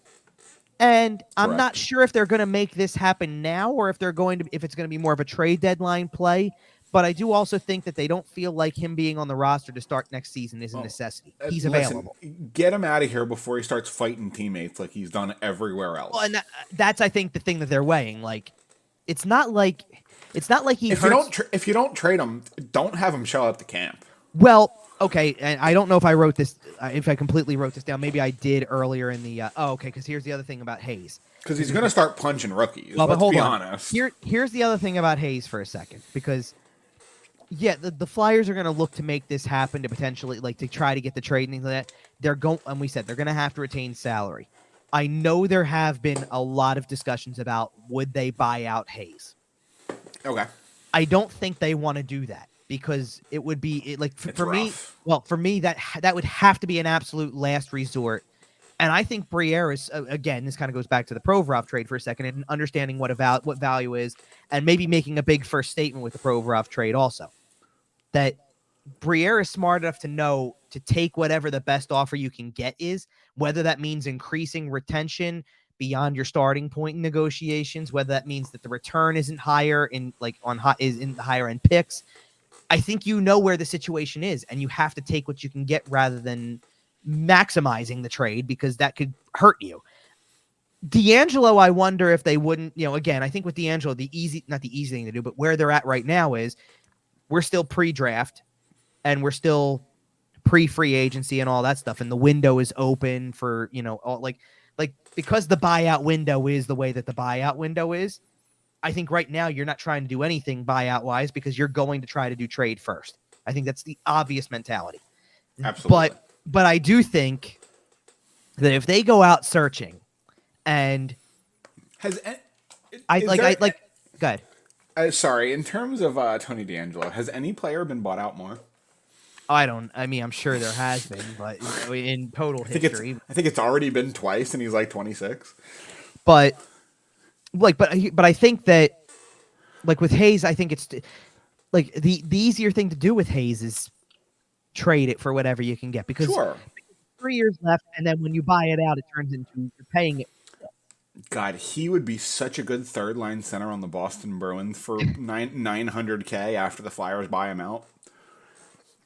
Tell me I'm wrong. Tell me I'm wrong. I don't know if it's going to be $900K, but you're not wrong about that part, maybe. Bergeron, Krejci, Hayes down the middle. Charlie Coyle still on the team. Aye. Well, then if Coyle's on the team, I don't know if he's the third line center. Hayes is probably your 4C, and at that point, he probably is making $900K. What about third line left winger? Because he's too slow. Can he play left wing? He played last year. Yeah, for that team though. Well, that's true. That's fair. Anyway, I do sense that maybe, if buyout for Hayes is a complete 1,000% last resort, I think it's less of a last resort for DeAngelo. Like, I think that because you're not sacrificing that much, you're actually getting savings this year, and then next year you're going to be paying less than $2 million for one more year. In a year where you're going to be nowhere near the cap and not trying to win. Well, okay, but like, I want you to think. I want you to think about every player we've talked about so far, no matter who it is, because you can do the math on this, no matter how you have to. Like, we know what Carter Hart's contract is, just under $4 million. Lawton's 3, Konechny's 5.5, DeAngelo's 5, Hayes is 7.14. We know that retention is going to need to be involved if you trade Hayes or DeAngelo. Sure. And you may have to take some salary back somewhere for somebody at some point. But if you've got guys like the other ones, maybe, I mean, Hart's a little tricky because Hart's a 1-year deal still, but it's club control. I don't think you're trading Hart with the idea that you're going to retain on him. I think you're trading Hart. No, you're trading him to a team. Back. Yeah. But with the other two, like with Konechny, let's use Konechny as the example here because he makes more out of the 3 guys that he's we were the saying. Obvious answer, yeah. But he makes the most out of the 3 guys that we said would probably have the biggest value. Don't you think if you're trading him, like let's even use the team that you gave. What if you're trading him to Nashville? Just hypothetically speaking. Don't you think you're getting back a player who probably makes at least $3 million? Probably. Just, to get a better pick or to get a better prospect, but you're probably getting a player who makes $3 million at least. So that at the very least, when it comes to factoring it in on the books, it's a $2 million change. That's what you're trying to do if you're a team who's gaining him. Absolutely. That's the hard part. Like, you know what I mean? Like, you have to look at any player, and the same goes for DeAngelo, honestly. Like, DeAngelo makes $5 million unless you're retaining half right up front, which theoretically speaking, you could do. It's 1 year. What's the difference? Still would be a savings to an extent, right? Yep. But chances are, like, I can totally see a trade for DeAngelo being a mid-range draft pick as the piece that you get that you want, while retaining half of his salary and also getting a player who makes $2 million. So the team who gets him pays him $500,000. Yep. Basically. Yep. And that's different than what they had. And that's the business of the flat cap NHL, especially. And that's also what happens when you have little leverage. Like, you have to just accept it. If the best you can do is, hey, you remember, we trade, what was it, 2nd, 3rd, and 4th that we traded last year to get his rights? We can get the 3rd back if we also retain half the salary and eat another contract. I think you stay sure. The real asset you get in return is peace of mind. Well, I did know, like, it wasn't lost on me how throughout all of this, if they're able to pull all of that off, meaning, okay, Provorov, there was some fracturing going on there as well. Like what we said, the writing was a little bit on the wall. Absolutely. And by the way, he's going to be an absolute killer with a change of scenery. He's going to be a monster, and we all know it. I don't even isn't it crazy that I don't even I assume he's going to play with Werenski, but I don't know. I don't know. They got Damon Severson too, and they might not even be done. Well, Severson. Wasn't Jake Bean injured too? And that's another guy. That defense is going to be mean with Mike Babcock. Whew. Well, funny enough, we're going to get into him later in some of the conversations I have written down too. Apparently, okay. But yeah, I mean, that's the difference though. But if you're able to trade Provorov, we knew the writing was on the wall a little bit. We know Hayes, there's some fracturing there. D'Angelo, that there's issues there as well. To an extent, moving Hart in the middle of this, while there's a complete question mark with Hockey Canada involved, is another one, to be honest, if it was able to happen. Right. But I'm sitting here thinking about going, can you imagine if Briere does all of this in one shot? He's going to look pretty good. And essentially takes away a majority of your, kind of in a way, a majority of your problem guys to an extent. I'm not trying to call Hart a problem. We don't know if he, no, Hart could be clean. That's the thing. That still remains to be seen. But the other three, we knew, there's something going on. That there's, tension. Yep. That there's issues. So what happens if all of them are gone? Just a whole bunch of pissed off former Rangers. Anyway, all right. Are we on to that's the trade rumors? Yeah, absolutely. And obviously, as we get into draft season, we'll be covering any deals that go down and all the other hullabaloo surrounding the team over the next couple of weeks. And on that note, I did want to mention that we will be back next week. With that'll be a post-draft show at that point, right? No, pre-draft next. Oh, that'll be our pre-draft show. Okay, yeah, so that will be our pre-draft show. We will be looking at some more trade rumors, and we will be kind of breaking these things down even a little bit further, depending on what we know. And the reason the other reason we're doing this is because we really don't have a lot of time right now with all of this news going on to talk about anything. We're not even really talking 7/22 right now. We can't even get into it because there's just so much. Yep. So all right. Anywho, in the meantime, we do have some front office news to get into. Yes. And the big news. Do we want to start? I guess we should start at the top. We're going to start at the top and work our way down. So one of the things we heard when Danny Briere and Keith Jones came in was about the brain trust, as it were, the 5-person unit. It was going to be, from the bottom up, it was going to be John Tortorella, Danny Briere, Keith Jones, Val Camillo, and Dan Hilferty. And they were kind of going to be the group, the brain trust, whatever you want to call it, the think tank, the executive board of decisions. And here we are 6 weeks later, not even 3 weeks later, 4 weeks later. Yeah. And Val Camillo's gone. And I know she's not technically gone yet, but she'll be leaving shortly. And what's going on here, Kevin? Catch us up. What does this mean? What does this mean? Well, there's a couple things to break down. First of all, this is very interesting, and there haven't been a lot of details out as to why this is happening, but you kind of hit the nail on the head with some of the big things. First of all, obviously, it was confirmed it's happening because there was a company-wide email at Comcast Spectacor that Crossing Broad had obtained that announced it to the company. So it is happening. Effective. They have good sources. Well, they got Anthony Sanfilippo. Yeah, they got the good sources. So it's happening, and it's effective July 1st. So you're gonna get through ironically enough, you're going to get through the meat of the offseason. and then not that she has anything to do with the front, the hockey operations department, but yes. So I guess to break down actually what it all means or whatever, because you're absolutely 1,000% right. To go through all of the song and dance that they did about a month ago, and now this happens, it seems strange. It doesn't sound like this was a firing. It wasn't phrased that way. No. It wasn't phrased. It was phrased as she is leaving. Right. And it wasn't phrased in any way that makes it seem like something happened or that a month into all this, Dan Hilferty wants her out or anything like I didn't get that sense at all. And it makes sense because it would make even less sense if you had the giant press conference make very clear there are 5 people in leadership, the new era of Orange, and then dismiss one of them immediately. Yeah, that's a terrible look for your rebuild. Now, that's why it's strange, because we don't have the answer completely, but it is entirely possible, and I think more probably likely, that she got some sort of opportunity somewhere and is leaving for that purpose. She'll start somewhere by August 1st. We'll see what further details emerge, but it is, again, it's a very strange timeline considering the big showcase. How recent everything was, right? Just a month ago before the announcement, before an announcement now that she's leaving. So there's not we're definitely not staying on this topic very long because there's not a lot of information. We just don't know anything. But we just know it's happening, and we know that from an optic standpoint, it's very strange because you just rolled out this big group. I mean, let's put it this way. What was the big picture?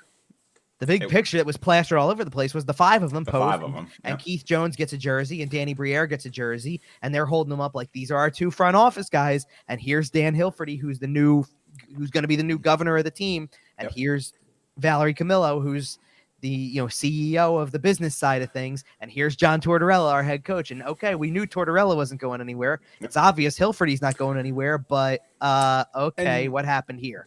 In all honesty, we'll probably never know. This is probably the last time we talk about this. It'll be very well under wraps. You're right. Because I doubt we'll ever hear anything. Because she'll leave, she'll sign sign 1,000 NDAs on the way out, and then she'll start somewhere new and sign a whole new batch of NDAs.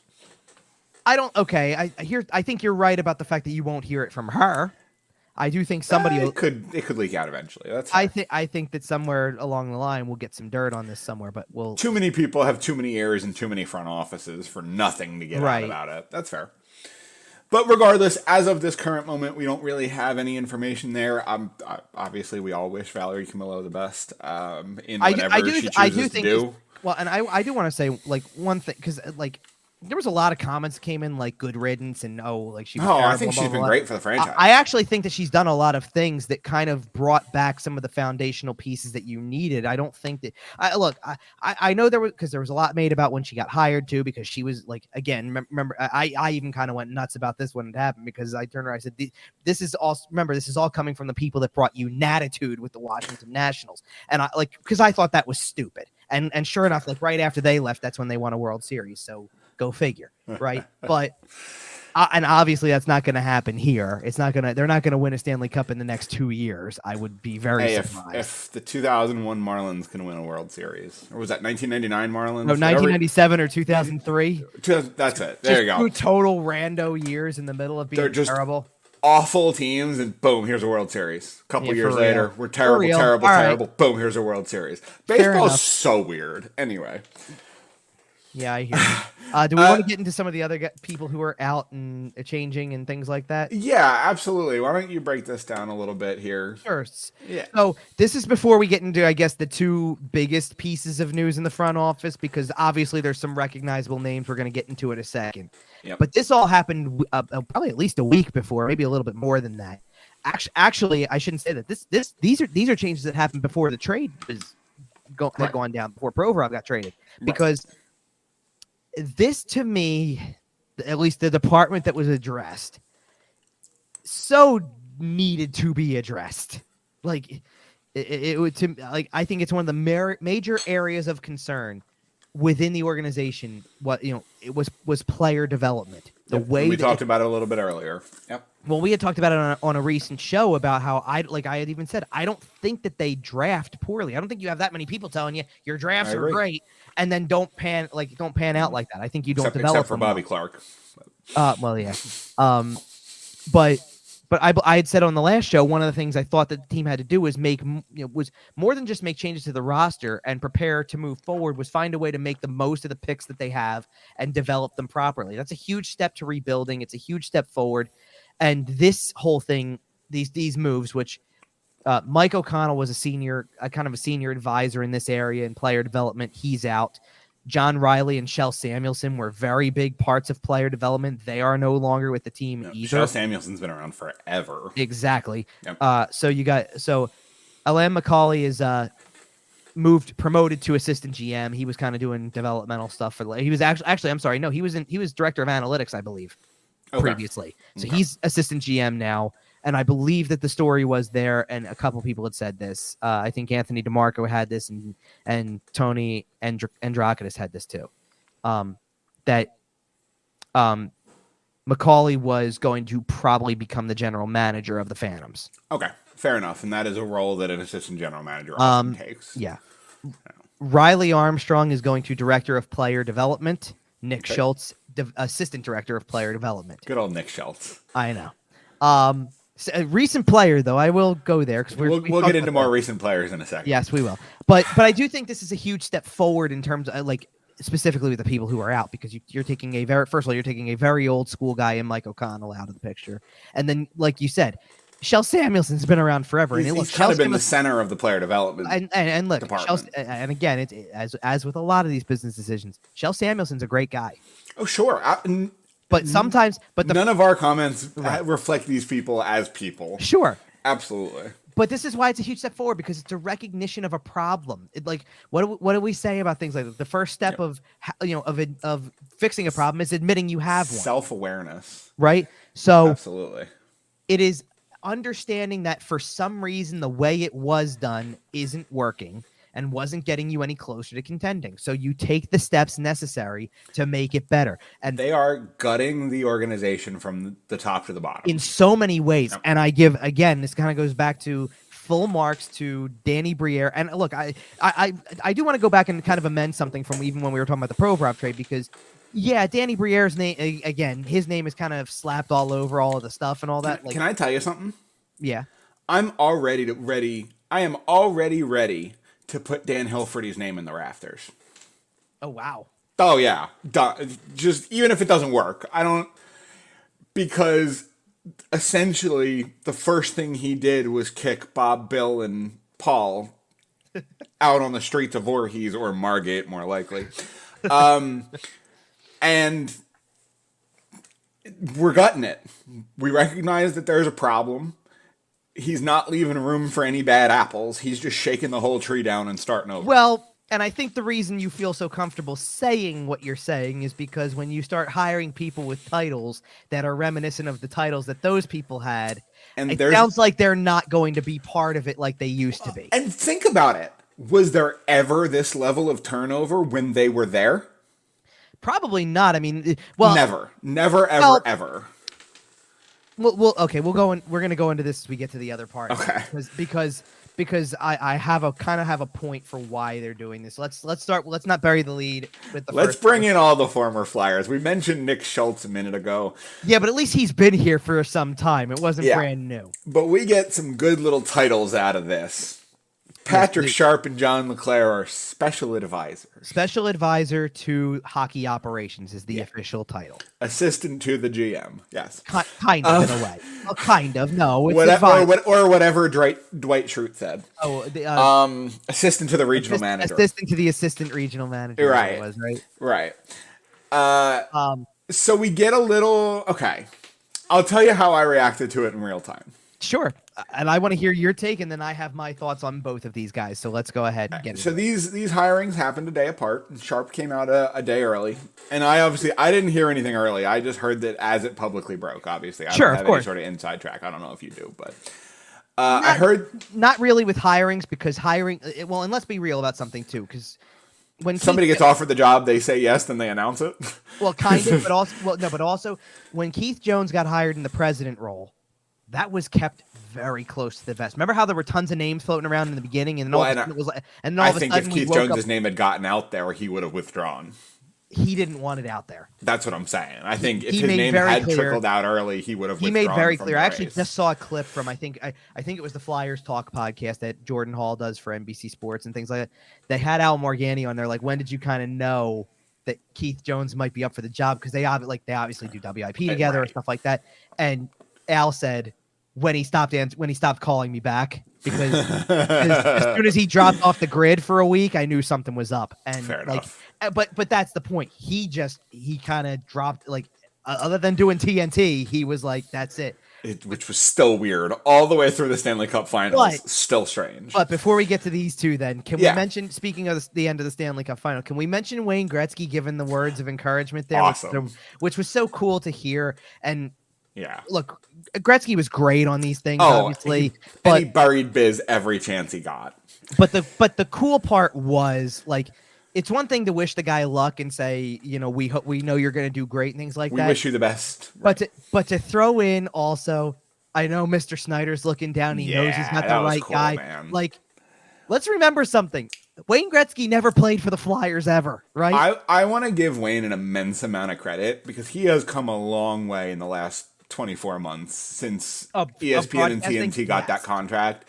He was a little quiet. He was a little reserved, but he was always like that as a player. And he is still quiet. He is still respectful. but he's letting his personality out. He's having some fun. He's talking when the game's third overtime is almost over. He's talking about thank God it ended, or I'd be sleeping back here. He started really letting some of his personality go. And we do love to see it out of Wayne. I know that I also do, in addition to doing the show with you and all that stuff like that. I know that I do work for a website and a radio station that has 4 letters after its name. That is also some pretty big letters, right? Yeah. That is also a network that has the rights to the NHL. That's one of the 2. TNT's pre-post, all that type of stuff blows ESPN's out of the water. Oh that panel in the Cup Final with Gretzky, Biz, with Gretzky, Biz, Anson Carter, and Henrik Lundqvist.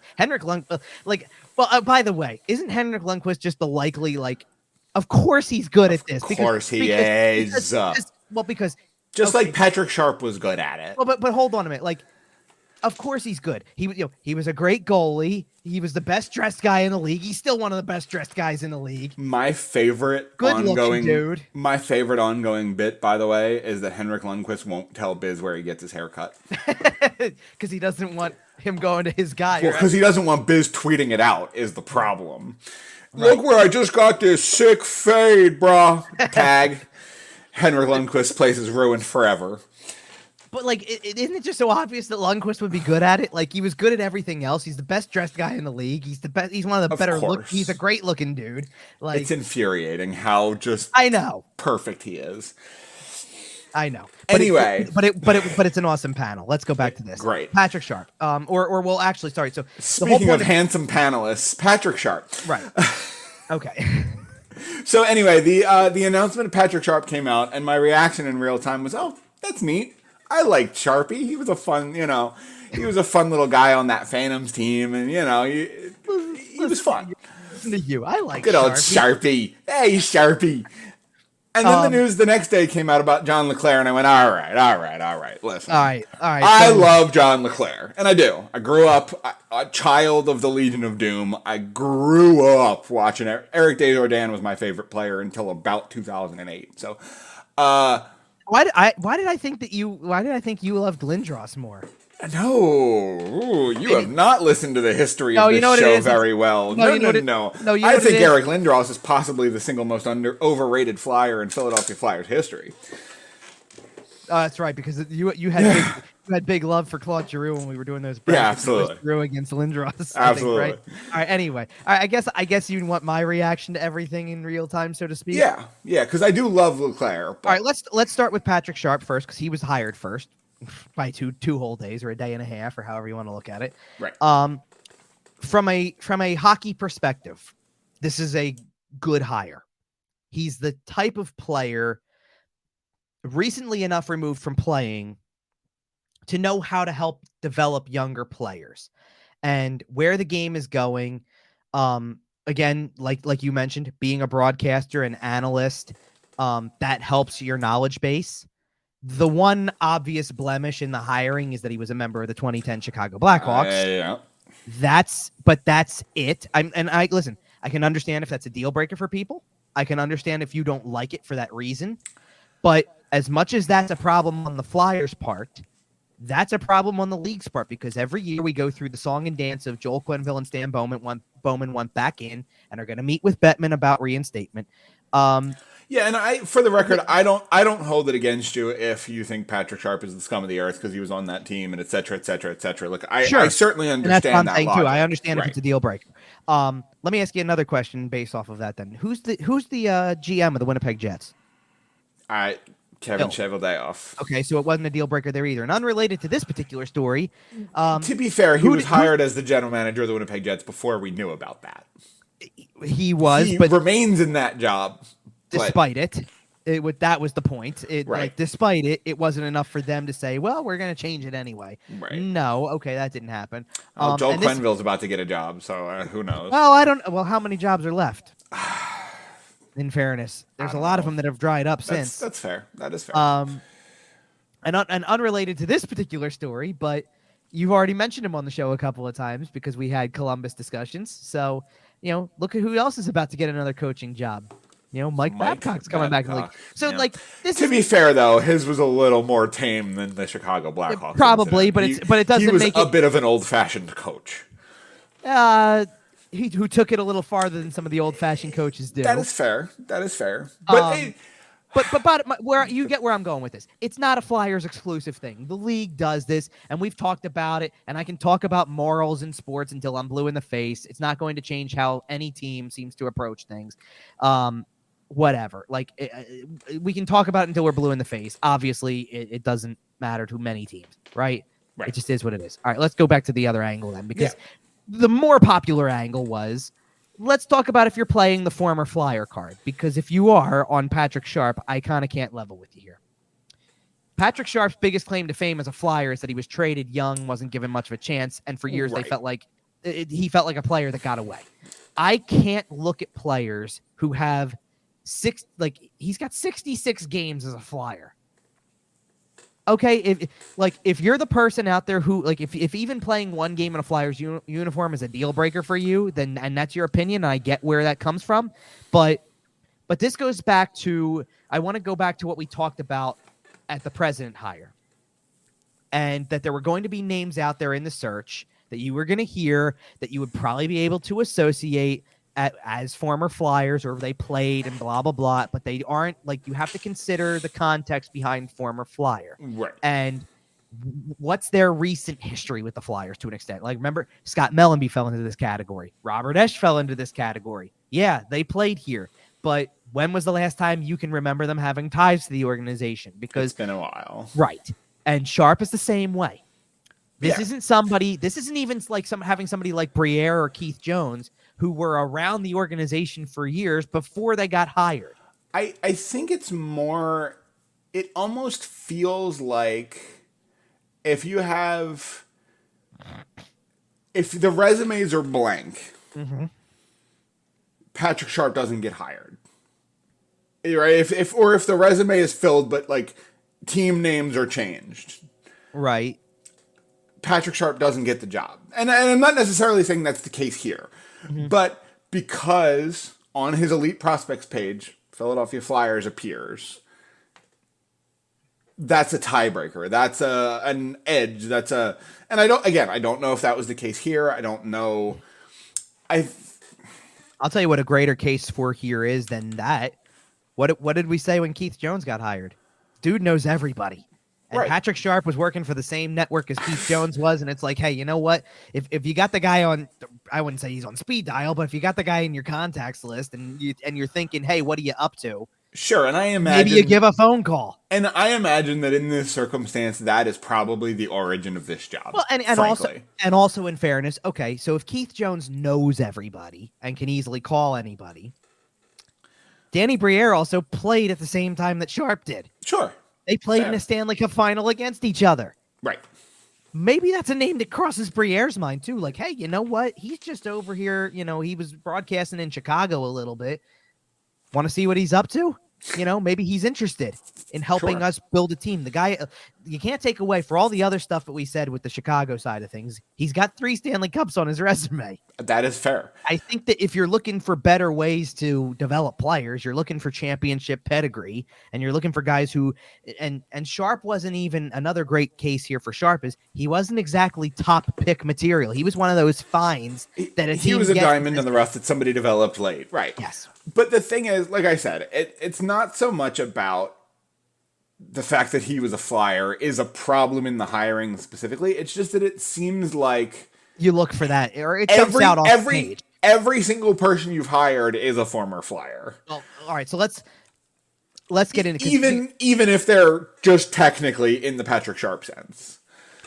Well, the reason I'm saying this is because my stance on this changed a little bit with the second hiring. Because when it was just Patrick Sharp, I'm sitting here going, stop playing that card. We're talking 66 games. They didn't it's not a big deal. Well, the point was okay. So they had Keith Jones, Danny Briere. It's not like they followed it up with, hey, Eric Lindros is going to be doing stuff in the front office now. And then they hired another part of the Legion to do. No, but as rumored as that was, yep. It's not like they started there. They hired an ex-player who last played for the team in 2006. Yep. And is better known in his playing career for another team. That didn't bother me.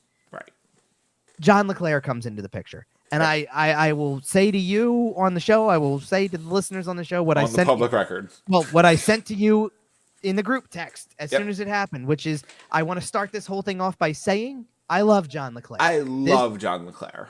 When this news came out, I was sitting in the same spot I'm sitting right now. I'm sitting at my desk in my office, and I will even show you the direction that my eyes went. Because I turned, I saw it on my screen, and I went like this. And I looked up at the picture of the Legion of Doom that I have hanging on the wall and thought, okay, that guy's going to work for the Flyers now. Okay.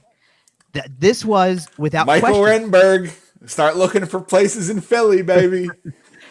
This was without question. This was my first favorite Flyer. It's kind of impossible when, like, as a kid in the 90s, it's impossible to not love John LeClair. To not be infatuated watching a player who can score 50 goals regularly, who's an all-star, an Olympian for U.S. hockey, and a handsome son of a gun too.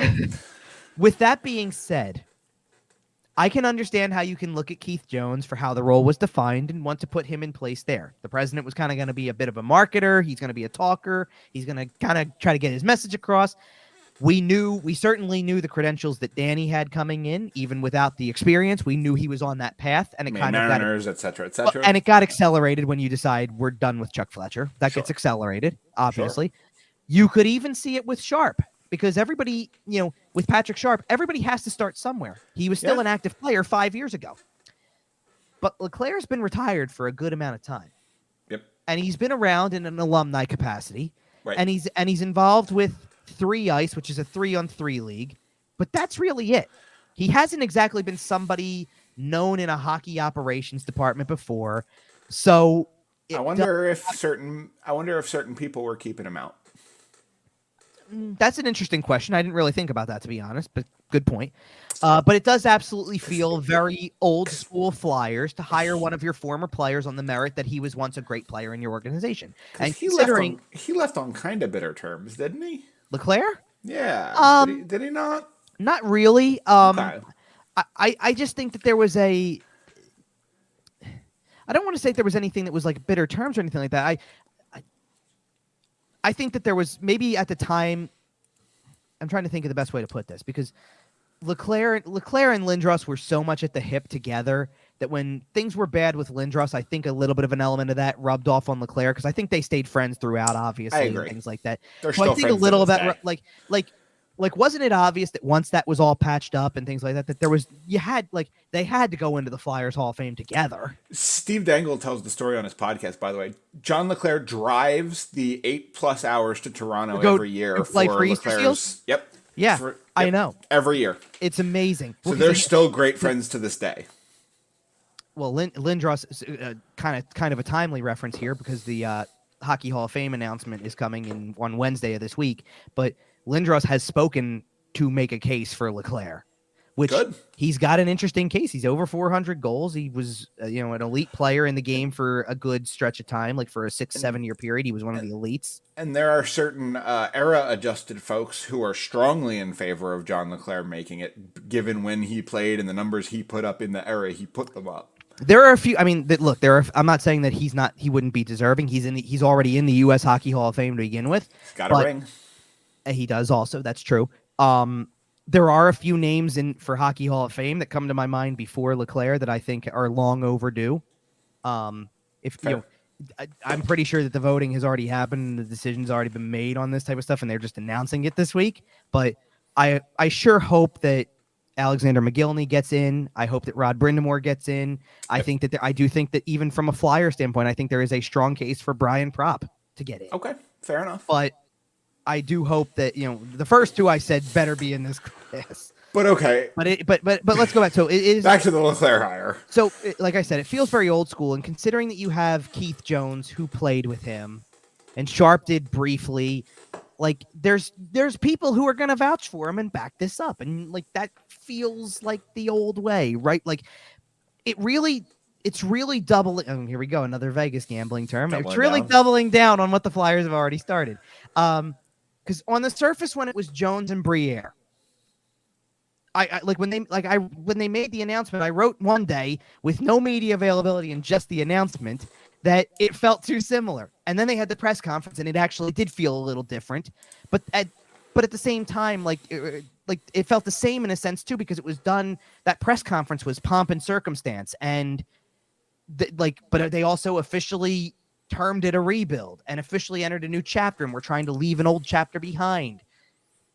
But now you can start to bridge together some of the things like that day with these hirings. Hilferty brought up the ex-player thing, and like the two best candidates happen to be ex-Flyers, and Tortorella passionately defended it as only Torts can. And now I think you know why, because I think this is how they were going to approach this. And in doing so, this is what's really big. This is where the double down thing really comes in for me. That this isn't taking four people and saying do the job. You're taking four people that I think are popular with the fans in some capacity. Yep. Jones, beloved as a broadcaster and in his brief time as a player, because he had a good personality for it. Does anybody call him anything other than Jonesy? I don't think he wants to be called anything other than Jonesy. It's like Coatsy. If you walked up to him and said, "Hello, Keith," do you he'd look at you like you had four heads. Well, seriously, do you think you walk around and when Steve Coates is parading around the building, do you think anybody's called him Steve? Steve. Hello, Mr. Coates, sir. It's pretty easy. What's hey Coatsy, this is Jonesy, that's the only way. Okay, so beyond that, Danny Briere, Mr. Playoffs himself. Leclerc on the Legion of Doom was an absolute fan favorite. Yep. Sharp was maybe not necessarily didn't have the time to become like a fan favorite player per se, but was always one of those players that in years past, everybody was always sitting here going, well, look what he did. Look what he turned into. What did we trade him for? And it's arguably one of the worst trades they've ever made in franchise history, because they got next to nothing back. Matt Ellison played 7 games. Yeah, but that's a hindsight 2020 thing. It is, but nonetheless. So all four of them are putting it all on the line that this is going to work. And there's no in between. Yep. It's either going to work, and every person who says it's the old boys club, they only hire former Flyers, they're all going to be completely silenced. No, it's the new boys club. Get it right. Well, whatever, but you know what I mean. No, that's what I'm saying. This batch is the new boys club. Okay, fine. The younger boys club. God, we listen. We can't keep saying the younger boys club on a podcast. That's true. But everybody who says that is either going to be completely silenced, or this is going to fail spectacularly and prove everybody right. Right? I mean, if it doesn't work, I can only imagine that it could end. The first thing that popped in my head when I'm thinking about these guys putting on the line is Ron Hextall, because think about his perception from hiring to, I guess, post-firing, if you will, as more comes out about the type of GM he was. Changes how you view him, doesn't it? Maybe a little, yeah. Well, I don't think people are pleased with him. That's fair. I think the day he came in, it was, he's a former Flyer, but look what he did in LA. This is going to work. And then as it didn't work, and then more stuff came out, it was like, oh, this was kind of awful. I might die on the hill that that's not his fault. I don't think it's completely, but I do think there were things that I don't think that that's out there just to be out there. I think I understand. But you know why? I think it's out there because certain people want it out there. Well, you know what? Hang on. I would have agreed with you fully if it was just here. Now that Pittsburgh has also gone the way that it did, I'm kind of thinking it wasn't a coincidence. If it happens once, right? Fool me once, shame on you. Fool me twice, shame on me. It's a pattern. Exactly. But and I don't remember. Did we start joking the same way? Because I'm in another group chat with friends from college, and we all immediately went into I'll even read a couple of them really quick because it was too good not to. Somebody turned around. One of my buddies goes, Jody Hull or Dan McGillis next in line. God. And now, by the way, do you remember around? I can't believe I'm going to bring this up on this podcast, but you probably know what this is, or you've probably heard of this. Do you remember how? And I'm going to show how old I am and how I'm scared. like how old I am and how little I know about certain things in pop culture sides of things. Oh God, okay. I guess there was a rap song that could be parodied. It was around the time of the 2010 Stanley Cup Final, and this local Philly rapper did a parody song called Briere, Betts, and Pronger. I have not. Nope. Okay. Never heard of that. I imagine it's friggin' terrible. It's awful, but it's also like a cult thing because I was listening to my cousin from Ben Salem rapping around the same time. And, yeah, I know about what I'm expecting. Yeah. Okay. Well, either way, this was done. This Briere, Betts, and Pronger thing, and that was the joke that I was making, was that I'm like, there's only one right answer. Briere, Betts, and because Briere's already there, so it was funnier to put, let's do Blair, Betts, and Chris Pronger. Actually makes a half bit of sense. By the way, that's got to be Beamer, Benz, and Bentley, right? I think that's what. Okay, it has to be. Okay, and okay, well, at least you know the song. I don't even know what the hell they're parodying. I'll send you a link. No, I've listened to this, so I know how it. Like, I know okay. But I follow that up, right? But like, I follow up and make the joke also. I go, but hey, while we're at it, let's see what Kent Manderville and Marty Murray are up to. Like, God. Like it was just. But hey, has anybody heard from Andy Delmore recently? He was an assistant coach somewhere and had a health episode recently. Oh. He had a heart problem. Well, sheesh. That's okay. Hope Andy Delmore is okay. That's okay. You want to know what Marty Murray's doing? Because I actually do know the answer to that one. Okay. Marty Murray is the GM of the Brandon Wheat Kings, which by the way, okay, I don't think that what the Flyers need to do is hire somebody who's going to be infatuated with the Brandon. Who is responsible for Nolan Patrick? Or just who likes the Brandon Wheat Kings as much as Ron Hextall did. Right. But either way, you get the point, right? Like that is the running joke. And in all seriousness, you're kind of not wrong about, hey, by the way, Michael Renberg, if you're around, right, you might get a phone call. All right. You know, I think that is a great place to put a pin in that. We will be back next week with a pre-draft show. Is there anything else we had to put a pin in this week? Or? Not really. I mean, okay.